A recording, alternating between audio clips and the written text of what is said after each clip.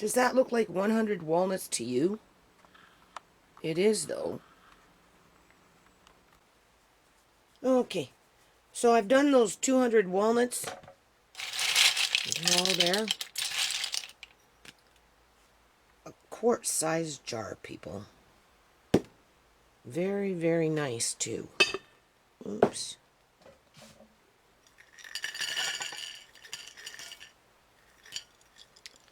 You can see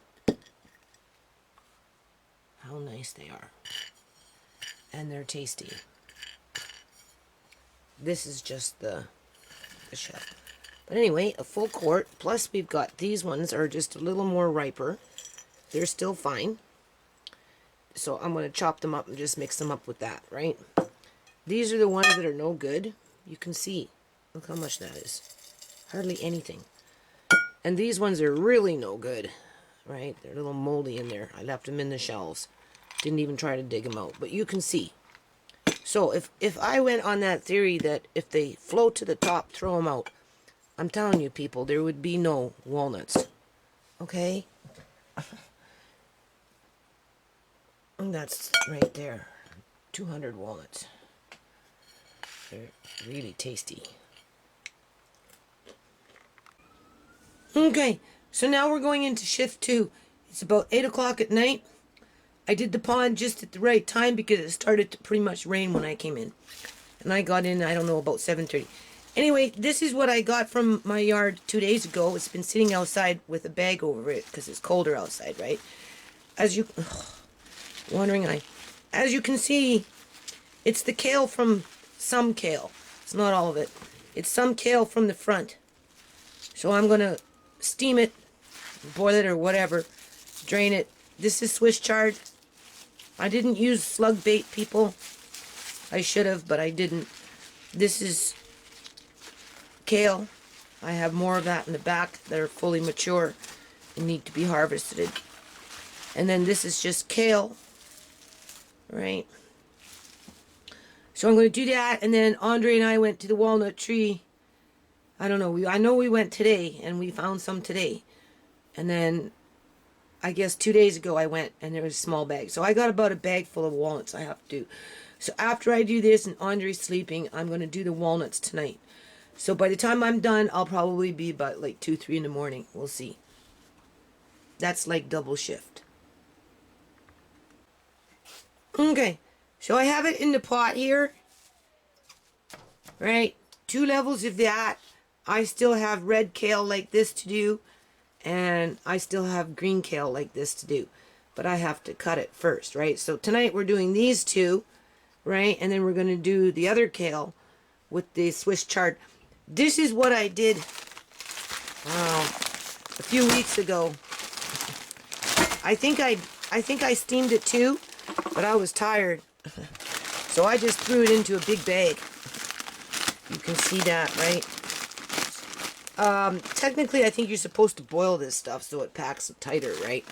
But I just didn't want to do that. I wanted to try it this way.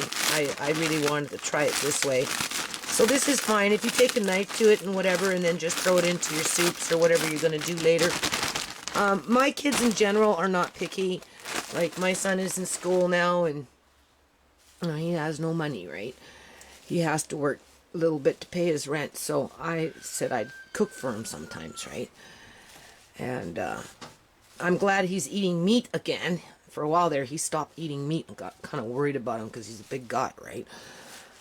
So something like this, I know he's not picky about. Andre, yes, but not my son. Or even my daughters for that matter, right? So we'll see who's around in the wintertime.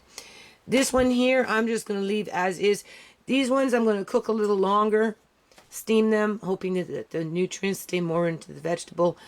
And then I'm going to try and put them into individual bags versus the one, right? Oh yeah, this thing here, it's been in my house for like, I don't know, 5 or 6 months now, people. Seriously.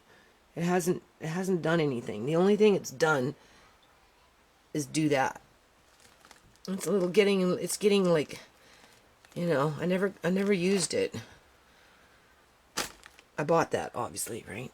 It's like 6 months old, 7, 8 months old. It's like really old. Okay, so as you can see, there's that kale, right? I steam it for a little while. I mean, steaming is better than boiling, right? So I let it cool down, and then I'm going to pack this one into individual bags, tight, right? After it completely cools down. There's 2 trays of this, right? And the other bag, I kind of busted up and just kind of squished it down, right? So, you know, you can put it in fried rice, soups. I suppose if you were a juicer, you could juice it.